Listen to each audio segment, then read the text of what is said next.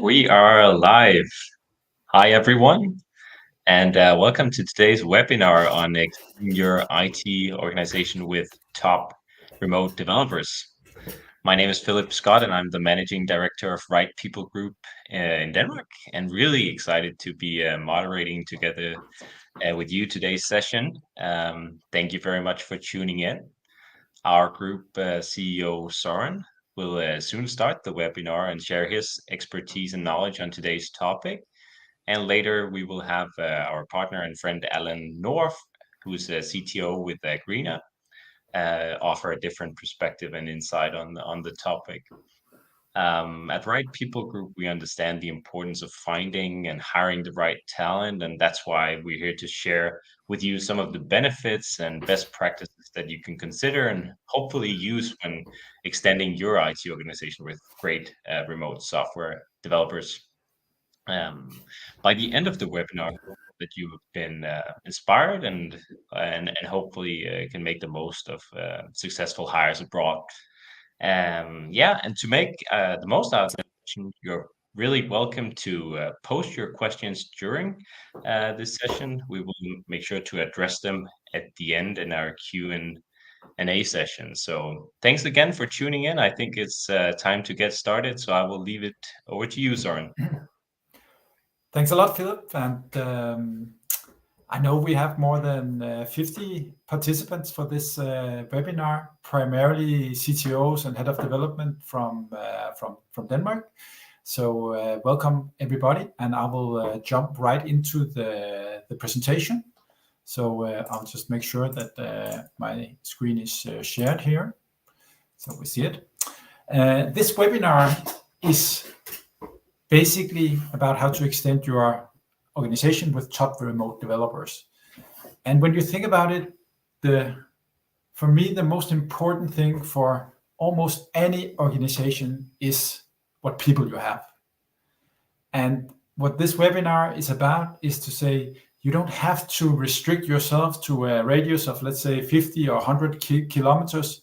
But if you're actually able to hire the best people from where they are, I think it is such an organizational superpower to have.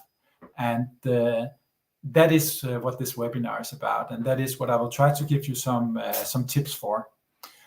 So the agenda is that we will start by looking at different remote work organization models, different attitudes and different organizational setups for remote work. And then we will look at a model that we have made in Right People Group that is basically about what things do you need to have in place to be set up for success with remote development. Then we will tune in on a video clip with Allan Noer that has a lot of experience in this very specific subject and learn from him.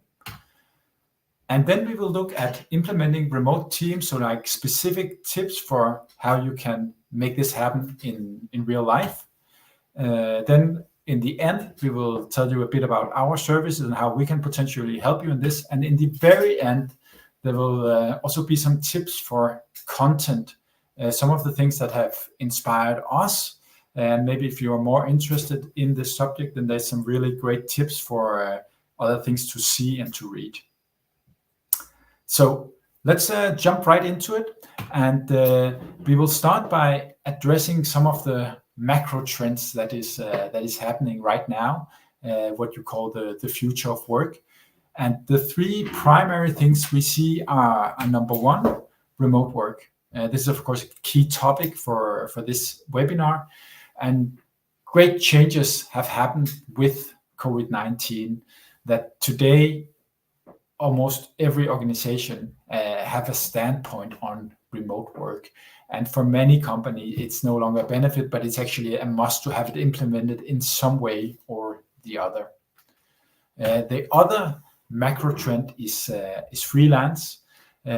This is a trend that we have seen for 10, 15 years in Denmark, that the best IT people, a fair amount of them, are going from traditional employment to being freelance consultants. But we are now also seeing this in combination with the remote part, that a lot of people from Eastern Europe, Southern Europe, they are going from permanent employment towards being freelance contractors. And they're not just looking at customers in their own country or region, they're simply looking into a more global pool of customers. And then the last thing is, I would say, partly accelerated by general technology development, but also by COVID-19. And that is that in the last, I would say, 5 years, a lot of things has happened with the collaboration tools. Today, almost any company has MS Teams or Google Meet in place. They have good setup for sharing documents. They have maybe Slack or other communication channels that are important. So this, you can say, the tools and platforms for communicating and collaborating virtually has gone through significant change. So these are some of the macro trends that forms the foundation of what we are going to talk about today. And what does this mean for you? I think now is basically the time where, if you are a CTO working with developers, you have a chance to really tap into all of these trends and build a super strong remote distributed organization. And I hope we can be of some inspiration in the next hour about that. So first, let's jump into different remote work organization models, different perceptions and structures for remote work. And the first is simply no remote. And just 3-4 years ago, this was completely standard, right? That people, they had to show in to an office. They could not work remote unless there was some kind of strange thing happening. But today, this is of course still happening, but now it is an exception. And when it is happening, it's mostly because the management has a belief that people will be more efficiently working more efficiently if they are together in the same location always. So no remote is the first one. The second one is remote tolerant. And that means basically that you can work remote sometimes, maybe let's say every Friday or every second Friday, but it is seen more as a perk. And in this lies also that it is not as efficient as if you were in the office. And for companies that has this way of working with remote, it normally also means that their processes are not set up for remote work. And then it can be, a self-fulfilling prophecy that if you don't have the setup for it, then maybe you're probably right that it will be less efficient. Number 3 is multiple locations. We see it, especially the many larger Danish customers have offices in Denmark, and then maybe if we're talking about software development, maybe a nearshore center in Poland or Lithuania or something like that. That has pros and cons. One of the thing is that it can easily create this us and them, but it also means that people are used to working with people that are not in the same physical locations as themselves. And it can be combined with, for instance, a remote tolerant. Then you have to be on site on one of these locations that you have. The fourth one is what we call here remote teams. And this is the focus for this webinar. So everything I will talk on from now is about making this happen in the best possible way. And this basically means that some people work remotely while others are in an office in one or more locations. And I will get back to this one. And the fifth one is all remote. And there are basically very few companies that are completely remote. And those companies that are almost always born completely remote. So it's companies like Zappos, like GitLab, that are, you can say, front runners in the remote revolution, so to say. We also have the Dane David Heinemeier that has written books about this subject. That's also a front runner in this. And I think this is not realistic for most companies that have offices and you can say put value in also being physically together. But there's a lot of two things from learn from these companies. They normally also have a lot of content, and I will get back to that in the content recommendations, for instance, from GitLab.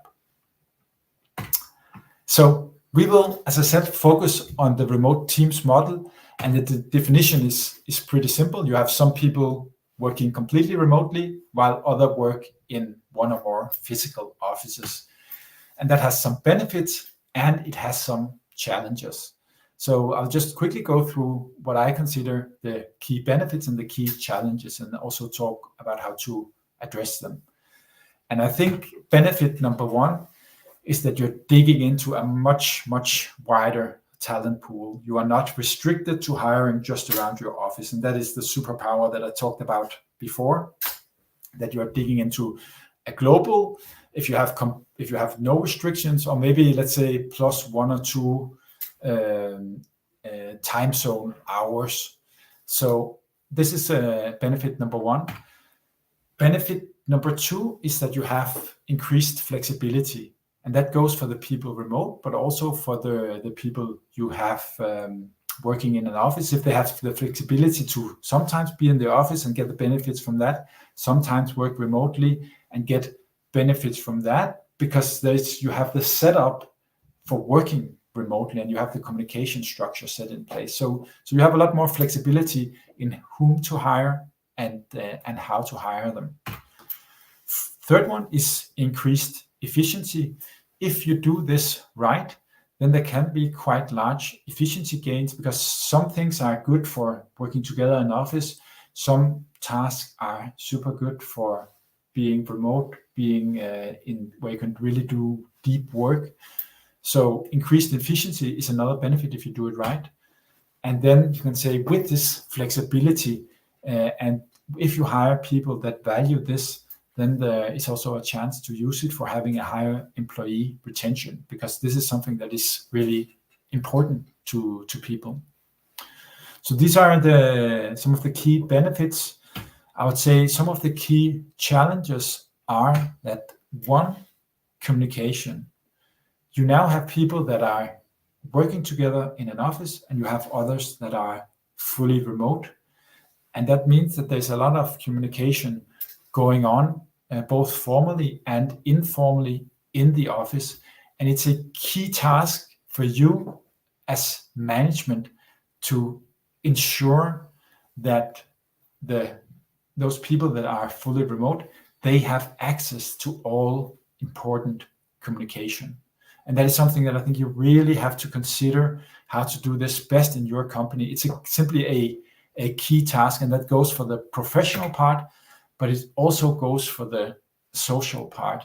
You really want to make sure that you don't create an A team that is on site and then a B team that is working remotely. So think about both the professional parts of the communication and inclusion, but also the social parts. Number 3 here is also, I think, a top important thing for you as managers, and that is to ensure that you're not favoring the on-site team, because it is completely human, a natural reaction that you mostly trust those people that you are also around and that you maybe know the best. So again, not to create the A team and the B team, you have to really be sure that you don't favor the on-site team, but give equal opportunities to those people working remotely. And you can say, you can sum it up as that if you have people working in an office and you have others working fully remotely, then you have two ways of working. And that is something you have to manage. And I think there's basically only one way to do it. And that is that it has to be on the premises of those working fully remotely. Meaning, for instance, that it does not matter if your people in the office, they are in the office or they are working remotely. They can follow all communication in the same way. That is a good rule of thumb. So that was about the remote teams model. And as a last point, this is an opinion. This is something we think. And we think that if you're doing this, if you have decided to build your organization in this way, then you also have to believe in it. And you have to truly embrace remote work. And for us, that also means that those people that have the opportunity to be in the office, they can also decide for themselves how much they want to be in the office, how much they want to be in remote work. So this is our recommendation, that you take this stand and basically set people free and let them work in a way that is that's best for them. And instead of managing them by process, by how much they are in the office, then you make sure that you are managing by outcomes. What are they actually doing and what are they actually delivering? The next step here in the webinar is our model that is inspired by what most of you probably have met sometimes when you went to school, the Maslow's hierarchy of needs. This is the hierarchy of needs for remote development. So it is basically a walkthrough of all the things that we think you need to have in place in order to be successful with running a distributed organization. And those that are very crucial are in the bottom, and those that are more icing on the cake are on top, but they are actually all pretty important. So let's try to go through them one by one, and I will try to give specific tips. One thing is that after this webinar, we will send you a recording of the webinar, but we will also send you an ebook that has pretty much the same points that I'm telling you now, but in a bit more elaborate way, and also with a lot of tips for different tools you can use. So I think it's always a good idea to take notes, but maybe if you have a notepad or something in front of you, then try to think about, okay, how does this relate to your organizations? When you hear our tips, what ideas do you get in terms of what you can implement in your own organization? So let's try to go through them. The bottom is called efficient recruiting and quality assurance. And that is, of course, because if you get the wrong people in, then you are certainly set up for failure. So having the processes to find the right remote people, that is extremely crucial. And the first one is to ensure that you have a broad reach in the candidate market, that you actually get the message out to a lot of top qualified developers. And so you have a pool of highly talented people to choose from. That is number one. And number two is your ability to select the best ones. We call it here the quality assurance process. So how do you figure out who is the best one to hire? And one thing is to have tests, and we think you should design a quality assurance process that works for you. But one thing that we consider quite important is to include key team members in the hiring process. So people that are experts in the same field as the developer you are hiring, if at all possible for you. And I think the reasons are primarily two reasons. One is that you want a professional opinion about how good this person actually is from talking to them, and maybe talking to them based on a test they have made. Why did you do this? Why did you do that? Etc. Have this professional discussion to really understand how they think and how good they are. But number two is also for team acceptance. If your key team members has been part of hiring this person, then you are already 2 steps ahead in terms of including this person in the team. So I think this is a must-have, that you include the key team members in the hiring process. The fourth is that experience and preference for remote work matters. It is different to work completely remotely, and it's something that some people cannot thrive in, and it's something that other people they really like. So it is important to find those that really like it and master the discipline of working remotely. So the fifth one is to ensure legal compliance. You can say you can hire people in 2 ways. One is with B2B contracts. The others is to have them as permanent employees. If you want to have permanent employees, they come platforms like deal.com and similar that you can use for that. It's a bit more straightforward if you use B2B contracts, but you need to make sure that you can say that your legal setup is the way you want it to be. And then a last point here is that writing and documentation skills, they are, in my opinion, they're always important, but they are maybe even more important in a remote setup, that people are actually used to and good in communicating in writing. So next one is about IT and infrastructure. And I think it's something that most of you probably have pretty much in place. But of course, if you don't have the right IT and infrastructure set up for working remotely, then it doesn't work. So things to consider here is to have a shared collaboration platform.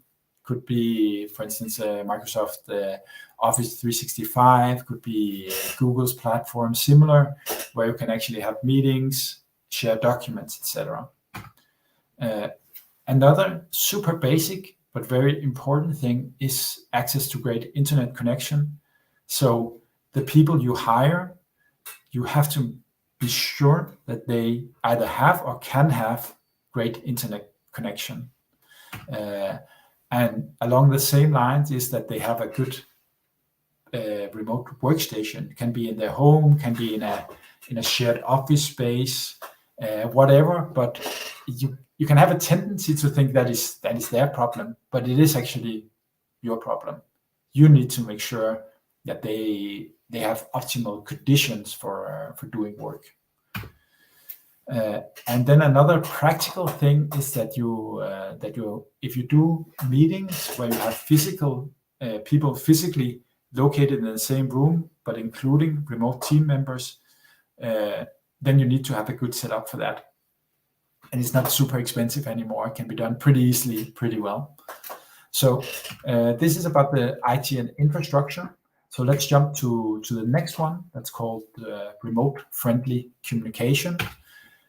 And the first tip, I talked a little bit about it already, but that is to ensure equal management attention. So basically that you don't favor the on-site team members in terms of how much attention you give to them.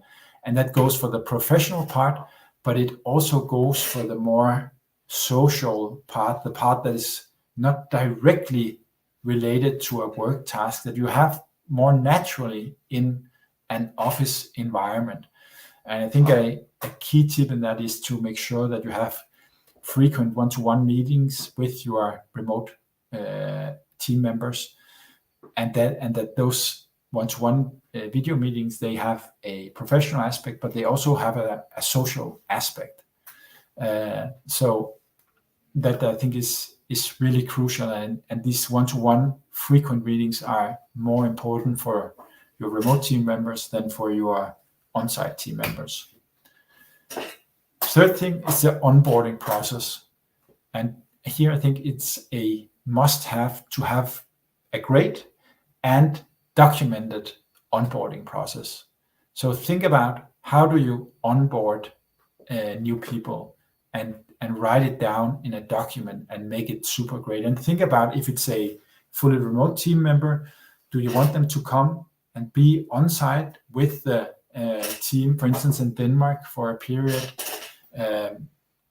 And the onboarding has to take care of the practical details. How do they get the PC? How do they get access to all the right system?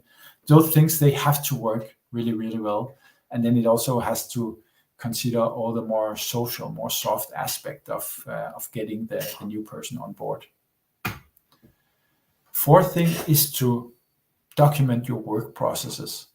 And this does not have to be a 200-page document from the beginning, but if you don't have it already, then use this as an opportunity for actually trying to write down what is it you do in the key aspects of your work, and that is a great start for onboarding new team members, but also in general for people to have it as a place to look up, a kind of a playbook that you start with and that you with your key employees make together. So these were some tips about the remote friendly documentation. And then we look into, you can say, to have IT supported development processes. And one thing, if possible for you, then I think it's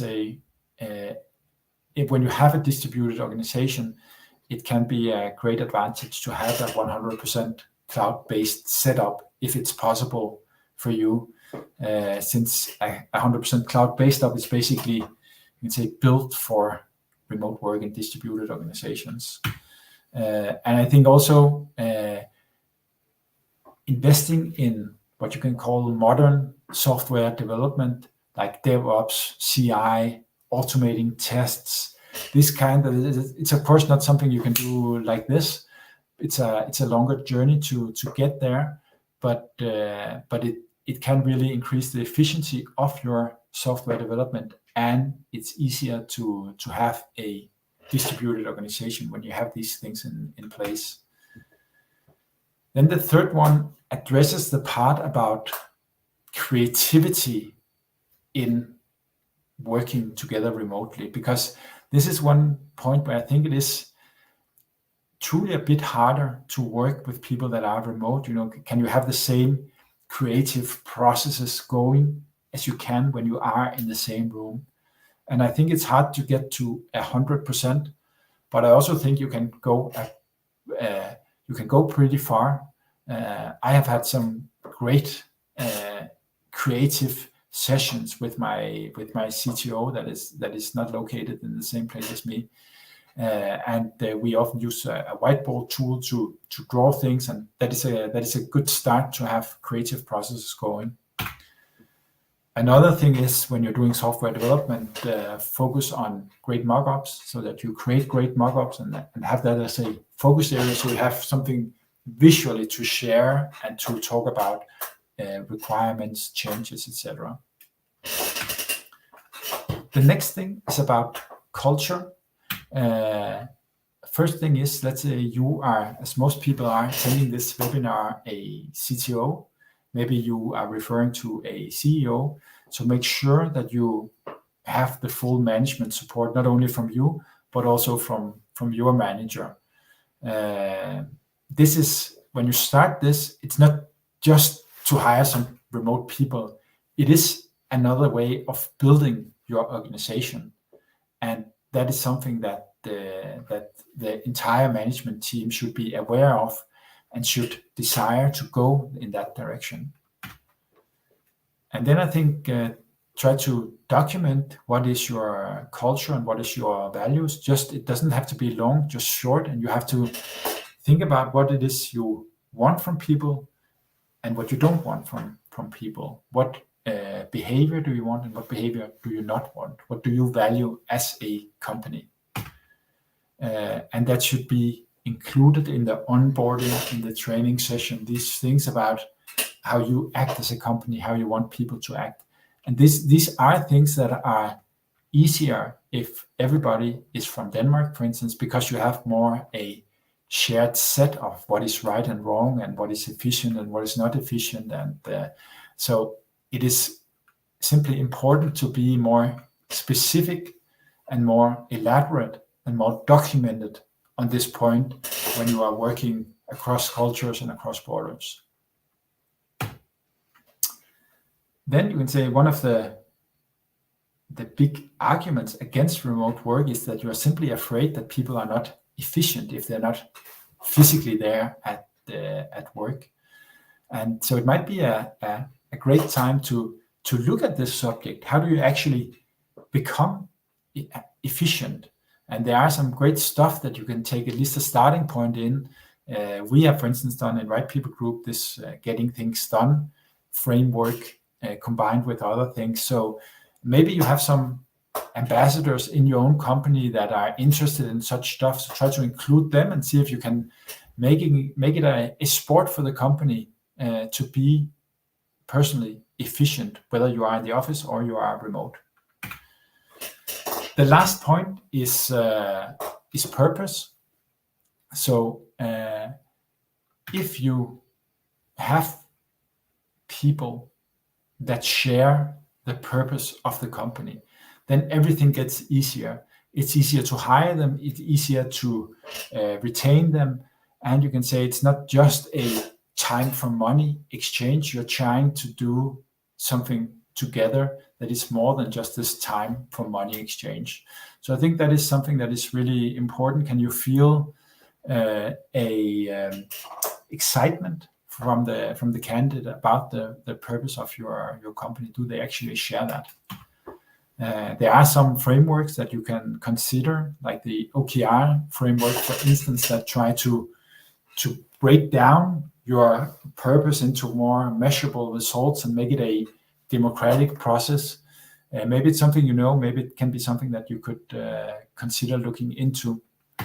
And there are other tools also to make this happen. There's a tool, for instance, called Leapsome, that you can say it's a software platform for facilitating this process. The different stuff mentioned in the ebook that we will send you afterwards that you can take a look at. So that was a walkthrough of the hierarchy of needs for remote development. So what you need to have in place in order to be set up for success with remote teams.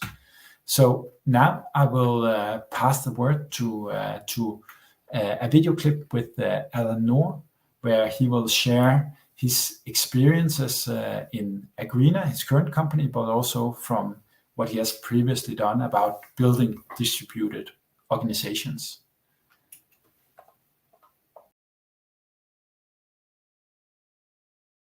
CTO in Agreena. So I will tell a little bit about the experience we have running. I would call it a remote hybrid setup. A little bit about Agreena. We are today almost 100 people and still growing. Actually, this picture is from May, so not really representing the size we have of the company today. But this is part of actually working in Agreena. We have 2 co-working weeks every year. That's the ambition, where everyone working remote will come to our headquarters in Copenhagen and basically work together for a week, establish social connections, do all the things that is hard online on a video meeting. And that's kind of part of the setup we have. We have a staggering number of 30 different nationalities in the company, still counting. We have a headquarters in Copenhagen, and I would say it's probably 1/3 of our organization sitting in Copenhagen. Rest is sitting either fully remote or in what we would call a hybrid setup, where you are in the office a few times a month. So just quickly about Agreena, we work within agritech, fintech. And this probably talks a little bit into the you can say the mission and the value that Søren talked a little bit about, we actually do a very noble thing about making the world we live in a better place.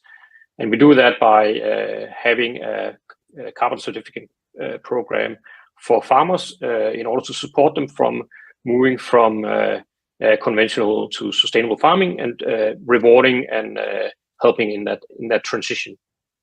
So and basically turning the farmland into carbon sinks, and looking at the environmental challenges we have around us right now. I think that's a very noble and easy mission to buy into, and I think that is something a lot of adult people can relate to.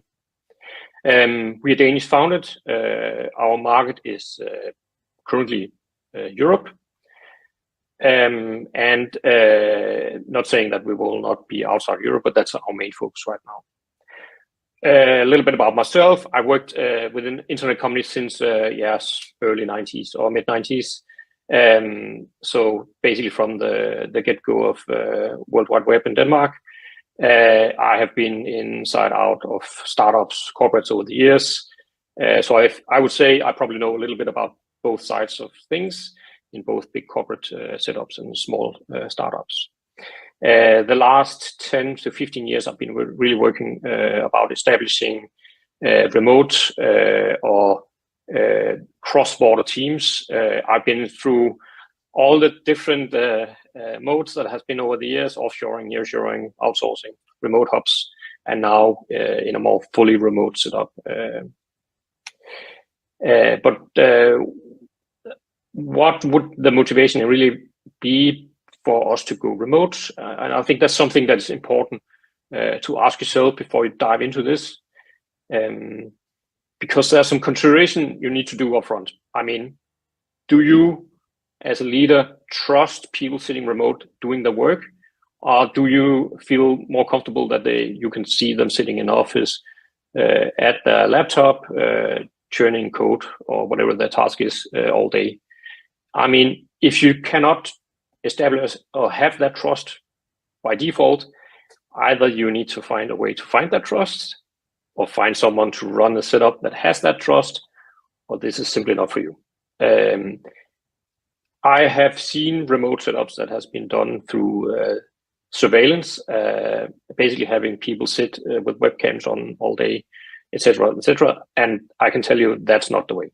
You will not get happy people working like that, and it will basically, you will take a hit in both in your performance and quality, etc. And forget about retention. People will leave as soon as there's something else. But as Søren also talked a little bit about, I mean, this is really about trust game. So the trust is very easy to gain through basically recruiting the right people that fits into this. And seniority is one of the very, very easy ways to do this.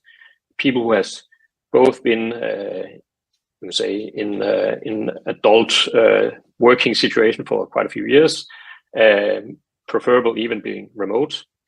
I mean, it's just a little bit easier to trust that people actually are performing the tasks that you would ask them to.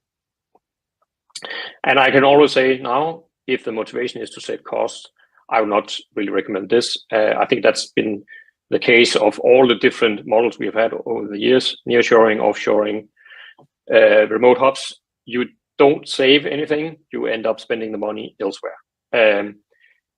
This is just in my world a fact. You will probably end up spending it in establishing, trust in, and moving these people maybe to your office, etc. So it'll be all the places where you end up spending the cost. And just be aware, you are not the only one looking at establishing remote setups. This is basically everyone right now. If we talked about in the beginning of COVID, I mean, that at that time, remote was so new when you were actually working with remote teams at that point, it was not a big competition from the market to find employees working in that model. Today, it's very hard. So just be aware of that. And that also dives a little bit into the cost part. You are not competing. So if you're finding a remote developer sitting in Poland, you are not necessarily competing with a local Polish company. You may actually be competing with global leaders like Facebook and Google, Amazon, etc. So basically, you are competing on global salaries. So keep that in mind. So our key motivation for this, as Søren said, reach into a global market. It's so hard to find people. I mean, we have a headquarters in Copenhagen. Competition is fierce on good talent in Copenhagen, and you just get so limited by only being able to recruit in a radius around your headquarters. So with this, you can basically just expand that. And also, in my experience, when you find the right people that match your mission and the road ahead of you, you really find talented, motivated people out there, even if they sit in our country. In our setup, I mean, this has actually not been part of, you can say, the motivation in the beginning, but has become it over time through the experience. The diversity simply just gives us in the end better solution. So, as I said in the beginning, we have a lot of different nationalities in our company, and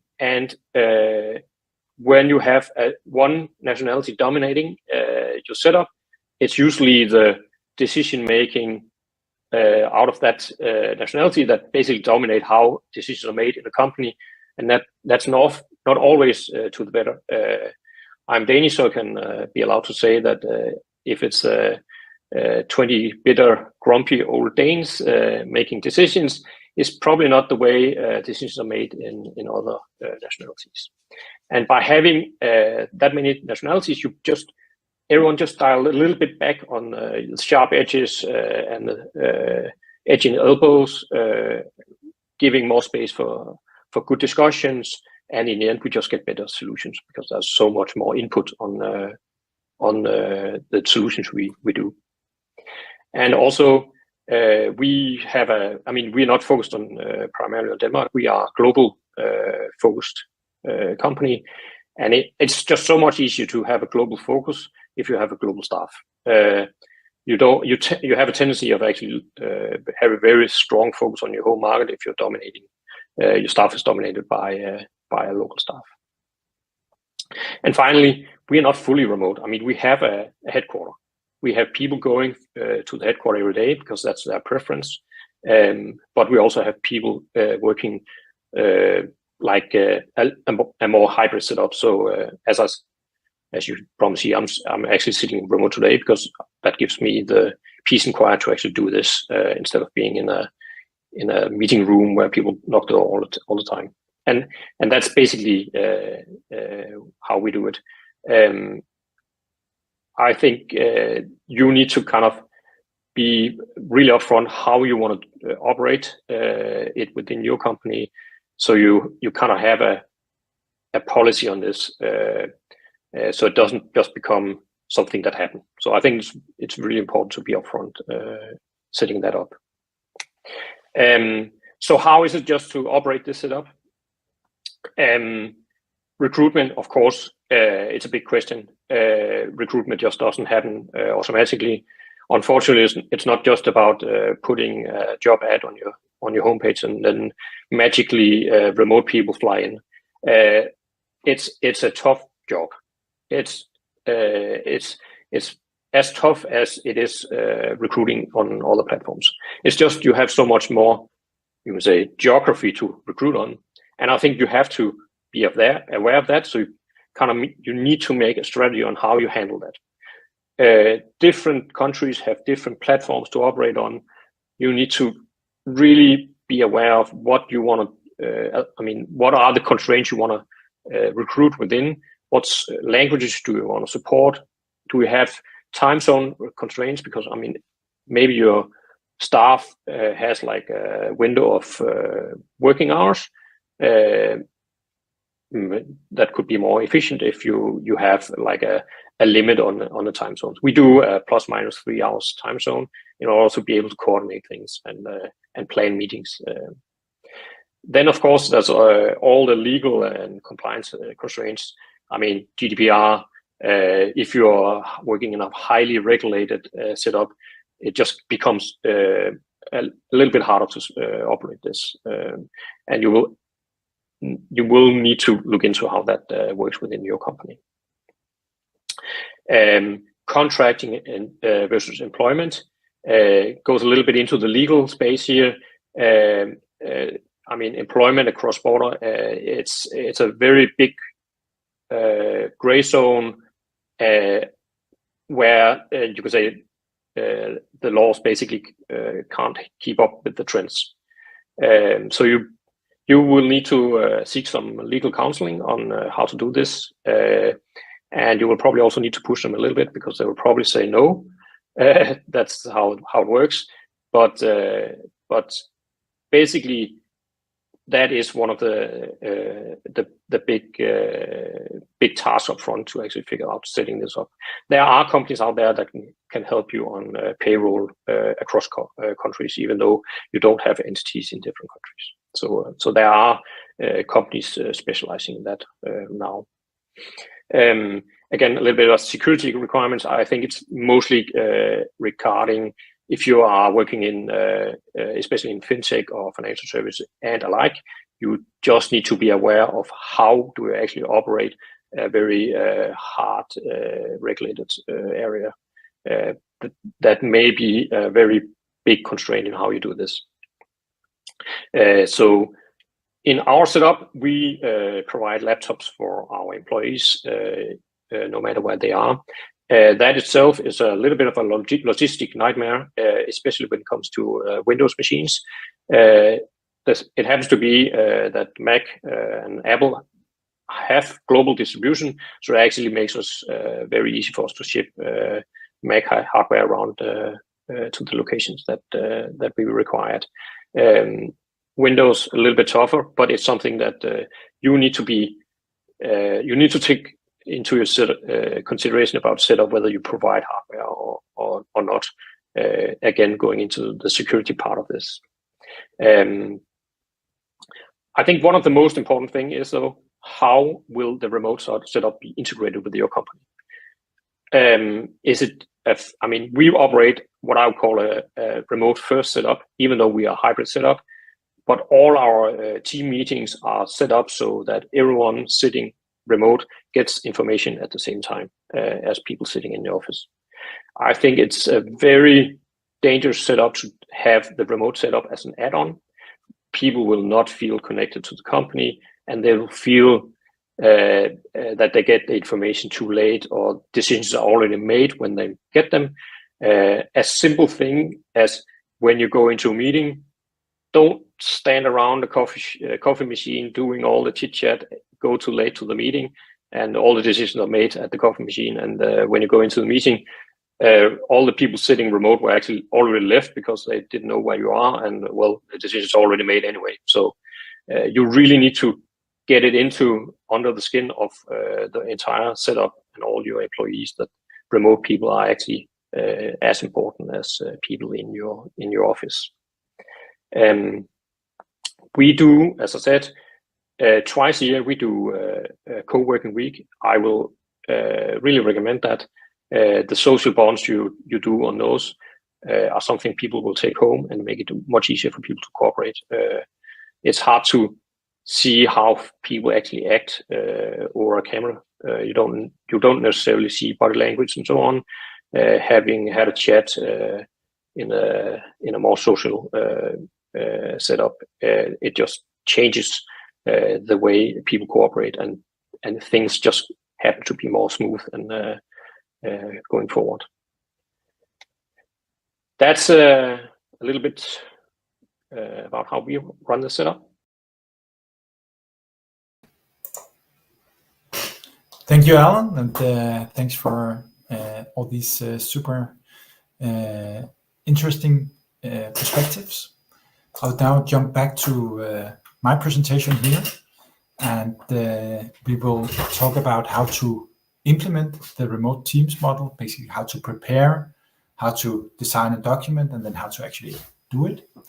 This can be used for both if you are considering doing this for the first time, but I think if you are already doing it to a certain extent, there will also be some considerations in it that will be interesting for you. So let's try to dig into it. And first, how do you prepare for this? 3 general tips is to team up with an expert. So maybe somebody in your network has done this. You can also talk to us in Right People Group. We have some suggestions for this. And then assess your remote maturity. I mean, how set up are you for this right now? You can use our hierarchy of needs. There's also other tools recommended in the ebook we will send you. And then, as Allan also talked about, decide your remote model. Do you want to meet physically? And if yes, how often? And these kind of also practical questions about what is your organizations of this. And then we'll just go to the right here to some questions to ask yourselves that can be food for thought. So one thing is to consider, how are you culturally different? In this case, it's I think almost all participants in this webinar are Danes. So how are we culturally different? I think this is a really good way to turn this question around, because Danes are actually quite different in many ways. For instance, our attitudes to hierarchy, that we basically to a large extent disregard hierarchy, and so also our anticipation about proactivity that's also connected to the hierarchy. So think about this for us as Danes, but also in your organizations. How do you think that you are culturally different from the people that you're going to hire? Second thing, very important, is can you actually run all communication in English? How well prepared is your team for doing this? Third is, how many time zones can and do you want to work across? There's a huge difference from, let's say, to have plus minus 1 hour to plus minus 8 hours, include people in India and the US, because if you do that, then you are not, then you are working together with people that are not working at all in the same time zone as you, and that means that you cannot meet for traditional meetings. Like Allan said, that they have a plus minus 3 hours. So think about that. What is right for you? Another interesting question is to ask yourself is, when your current employees work remotely, if they do that, what problems do they face and why, and what can you do to fix that? And then I think in this process, bring in the perspective of your key employees, involve them in this transition of how you want to build your organization. And as I said before, also you can use the hierarchy of needs for assessing your remote maturity. The next process, design and document. We have 3 overall points there, and one is to create your recruitment and quality assurance process. What is right for you to do in this? And next thing is your onboarding process, and third is to document relevant processes. So we have some documents that you can consider making, like very low practical documents. And one is your recruitment process. Where do you post it? What do you exactly do? How do you contact people? This is also where we can tap in as Right People Group. You can use us on the side. So maybe you do your recruitment process, we do our process, and then we see what brings the best candidate. Your onboarding process, do you take people on site? What do you actually do? Have a very structured process for that that's documented in a specific document. Your collaboration tools, what collaboration tools do you use for what? That is actually quite important to have that document, even though it might be natural to you. It's not natural to a person joining the organization. Your culture and values, What do you value as an organization? What do people need to know in terms of how you want them to react and behave in certain situations? And then in general, just try to make, you can say, document your processes and your best practices, maybe in some kind of playbook. If you have a lot of these things in Danish, then this is a tool that I often recommend to people, dbel.com. It is simply incredible for translating documents, and especially things like documentation. The last part is to actually start hiring remote developers and then include them, hear their opinion, adjust the processes so you constantly evolve and become better. Some specific tips are, as I also mentioned a bit earlier, is to make sure about this equal management attention to the remote team members. And then our general recommendation is to hire experienced remote people. You have to be, in my opinion, if you're going to hire more junior people, then you yourself have to be very experienced in running a remote organization. If you're new to this, then I would not hire junior people. And that means that if you hire experienced people, then also take the opportunity to learn from them and evolve with them. A third thing is to communicate immediately. Don't wait. If you think something is wrong, then take one-to-ones, address it, share it with your people. Try to communicate immediately and try to fix stuff. It will not help just to leave it alone and hope it is solved automatically over time. Normally, it is never the case. So that was shortly about how to implement the remote team model. There's also more about this in the ebook that we will send you. And then in the last few minutes here, before the question, say how Right People Group can help. We basically help in the bottom of the hierarchy of needs that we mentioned. So we can supply you with top developers and IT consultants that work remotely and is English speaking. And what we do, you can say our goal is to give you the best developers and do it in a process that is simple and hassle-free for you. And our process is that, first of all, we understand what do you want, what is your needs in terms of technology, time zones, etc. And then we basically execute our processes. We have a dedicated team that is specialized in finding remote English-speaking developers. We do personal interviews with the candidates before we present them to you. And then we basically, what we send to you after we understand what you need, we send a CV, we give a short report on why we think they match. And that also includes if there are points where we don't think they match perfectly. And then we also normally give a video presentation of the candidate so you can have an idea about if you decide to take an interview with this candidate, who are you going to meet? What is the level of English skills, etc. 5 traits of our service is that we try to be fast. Normally, we deliver the first candidate within 3 business days. Compliant, we have a quite elaborate setup for hiring people that can be both in B2B contracts, or we use a platform to hire them permanently. But you can say we always have a B2B contract with you that can be easily stopped. So basically, when you ask us and you choose our candidate, then you will make a contract with Right People Group. We go for high quality candidates. That is the key of what we do. We make it easy. So if you tell us what you need, we're good at asking the right question to find out what you actually need. And then the next step is simply that you get super strong candidates. And then the last part is that it's always risk-free. So it's 100% no cure, no pay. You can run your own process and then have us doing our process and then see where you get the best candidates for the right costs.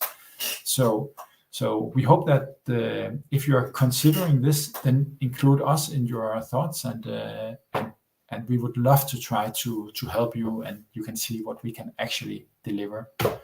So you can send to this email if you want to. You can also contact me personally always. In the very end here, we might go a few minutes over time with our questions, but this is a content for your inspiration. And there are some books that I found very inspirational, but there's also these links. And I think I want to especially comment on this GitLab link here. I've made a link to a Google search from GitLab. So if you click on this link, then you'll get basically about 200 videos discussing almost anything related to remote work. And I think the quality of the content is quite high. So you can explore this in the ebook, these recommendations for things you can read and see. So that was about it from my side. We are now exactly at 1 hour, but we will just see if there are questions, and then we will take those. But for those who have to leave now, thanks for joining the webinar, and I hope you'll stick around for 5 minutes more. Thank you, Søren. Let's see if we have some questions. That was really interesting, and I think we can bring him up on the screen here. There is anything that popped in, and there sure is. So the first thing that we've been asked is, what do you recommend if you have employees that are not good in English? You touched upon that a bit. So any recommendations for people not good in English in your organization, working with them? I think the first thing you have to consider is how many people are we talking about, and how much interaction will there be between those people and your remote English-speaking employees? Because if it's many people and they have high interaction, then maybe it's not for you. Then I think, then maybe it's not the right thing to do. English is just a foundation to be successful in building a distributed organization. But it can also be that you have people in your organization that are hardly in direct contact with the remote teams. Then perhaps it does not matter. But I would be critical and also be careful about saying, maybe we are not ready for this right now. And if that is the case, then maybe it's not for you. Yeah. So a level of maturity and some considerations to do in that regard. Be honest to yourself. Yeah. Okay. Let's see if there's more questions. There is. What's the best way of contacting top developers? So getting in contact with these developers that are not in your home country. Yeah, and that is hard. I mean, there is no. I wish there was a golden tip, then we would use it all the time ourselves. Also, Philip, that this is not an easy thing. When we do our process, we use a lot of different things. We use LinkedIn, for instance. We have the best LinkedIn subscriptions, and that we contact people there. And we also, in our remote sourcing team, we also connected to many thousand developers. But the best developers, they also get contacted a lot over LinkedIn, and some are like, they're just ignoring it. So it's definitely, they're pretty much all there, but it's not a silver bullet since it's so often used. And then there are we're doing experiments, for instance, with GitLab and Stack Overflow to see if you can find people in there. We're also doing doing tests with more local platforms. But I think LinkedIn is kind of the only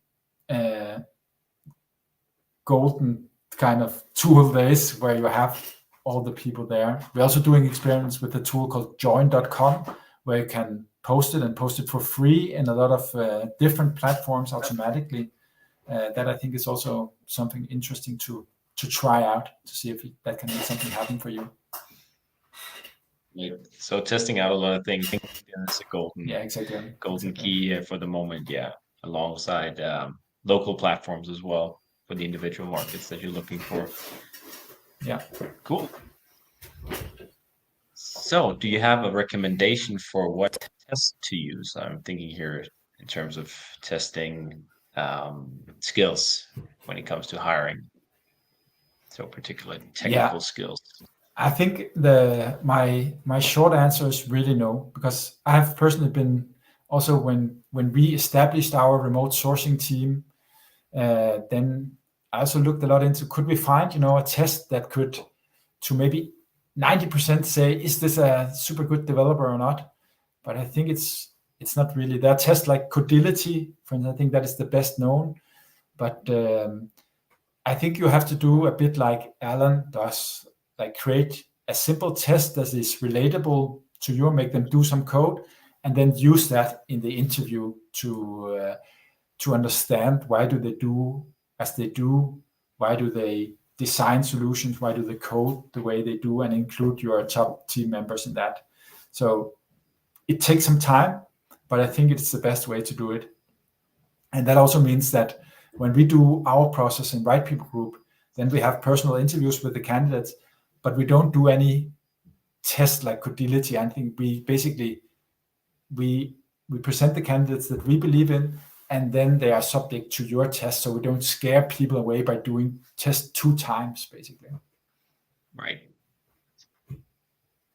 Yeah, it's a difficult topic, testing, and I think a lot of companies are also using peer programming, for example, right? So, but another question here: what does Right People Group charge for a successful hire? The answer depends. Then please give a range. Yeah. We are not a traditional recruitment firm, so we don't charge a one-time fee. You can ask us for you need this and this developer, and then we take a markup, but our charge is included in the price you get. So the next question is to give a range, and when we are presenting remote developers, then we are normally working, if we are to give a broad range, between 30 and 60 euros per hour. If I am to give a tight range, then I would say around 40 to 50 euros per hour for, you can say, .NET developers, Java developers, traditional technology, but high-end developers. And we are quite committed to Eastern Europe, also to a certain extent Southern Europe. We don't have that much processes in place for India or Pakistan or similar. I've seen the best results with working with people from Eastern Europe, Southern Europe, and that is our focus also for the remote sourcing team. Right. Thank you. I think maybe no, there's another one here. I have to leave now. Oh no, that was not a question. I have to leave now. It was interesting. Okay, so thank you for I thought anyway. thank you for tuning in. Yeah. So if there's no more questions, I also want to thank all the participants for taking your time with us. I hope that you enjoyed the webinar and it was interesting to you, inspirational. If there's any questions to Søren or Allan, or you're interested in learning more, you're more than welcome to contact us anytime. So yeah, over to you, Søren, for final remarks. Yeah, I think that was about, you said it all, Philip. So I just also want to say thanks for participating. A lot of you answered my mail on LinkedIn. Thanks for that, and thanks for joining the webinar. So we will send the ebook and the recording of this for the guy who had to leave, or the girl maybe who had to leave early. You can see the rest in the recording. So thank you all, and yeah, see you later.